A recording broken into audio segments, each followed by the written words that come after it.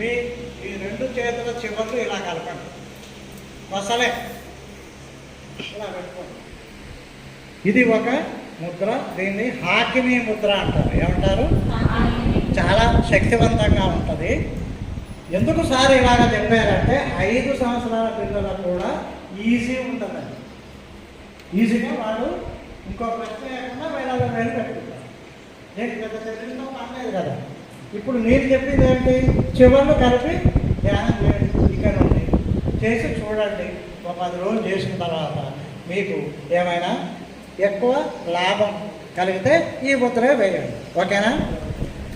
Right. ఇప్పుడు మీకు ఒక రోజు నీరసంగా ఉంది. ఎలా ఉంది? నీరసంగా ఉంది. ఇప్పుడు నేను చెప్పే ముద్ర వేయండి. ఇది చిటకన వేలు, ఇది వంకర వేలు, ఇది బొటన వేలు. 3 చివర్లు కలపాలి. చిటకన వేలు, వంకర వేలు, బొటన వేలు 2 చేతుల్లో వేయాలి. దీని పేరు ప్రాణముద్ర అనండి. కరోనా వచ్చినప్పుడు కొన్ని 100 మందికి ముద్ర వల్ల వాళ్ళు బతికారు. ఏ మందులు లేకుండా 20 నిమిషాలు ఒక్క రోజులో ఒక్కసారి వేస్తే చాలు. ఎప్పుడు వేస్తారో మీ ఇష్టం. ఇవాళ ఉదయం వేస్తే ప్రతిరోజు ఉదయమే వేయాలి. లేదు మధ్యాహ్నం వేస్తే ప్రతిరోజు మధ్యాహ్నమే. లేదు సాయంత్రం వేస్తే ప్రతిరోజు సాయంత్రమే వేయాలి. ఇది ఏం ముద్ర? ప్రాణముద్ర. మీకు ఉత్సాహం కలుగుతుంది. ఈ ముద్ర ప్రాక్టీస్ చేయండి. అమ్మా మీకు వినిపిస్తుందా? మీరు కూడా ముందు కూర్చోవాలి. ఈ బాగా పడితే నేను కూర్చోండి. ఓకే? కాబట్టి ఇప్పుడు నేను మీకు ఒక ముద్ర చెప్పాను. ఓకేనా? ఇంకా మీకు ఇప్పుడు ఒక పాట వినిపిస్తాను. ఓకే?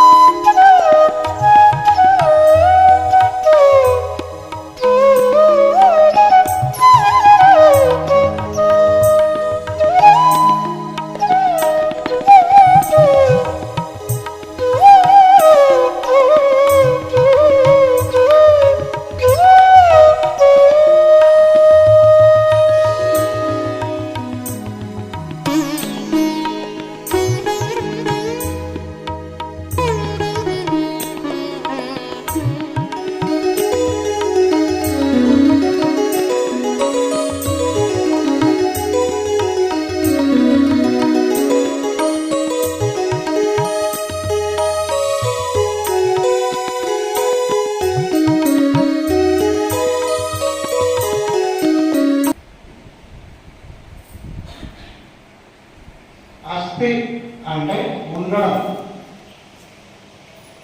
ఆస్తికుడు అంటే దేవుడు ఉన్నాడు అని నమ్మే వాళ్ళని ఏమంటారు? ఆస్తికుడు అంటారు. ఏమంటారు? మన మామూలు భాషలో భక్తులు అంటున్నాం. ఇక దేవుడు లేడు, నా అస్తి లేడు, వాళ్ళని నాస్తికుడు అంటారు. ఏమంటారు? నాస్తికుడు అంటారు. ఈ 2 రకాల మధ్యలో ఇంకో రకం ఉంది. వాళ్ళు ప్రశ్న వేస్తూ ఉంటారు.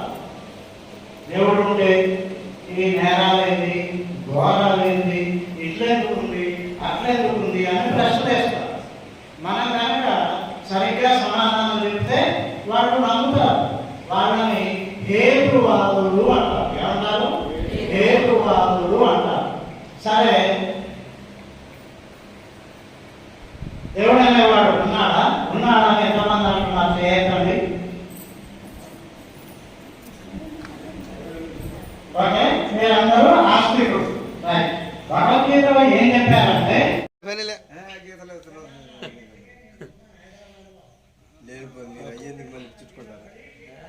మనకు పెద్ద గీత పెడదు భగవద్గీత. అసలు గీతలే మార్చేస్తున్నాం మనం.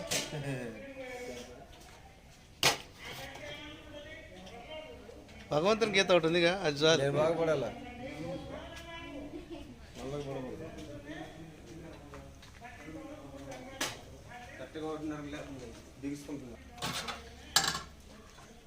పెరుగు ఉమ్.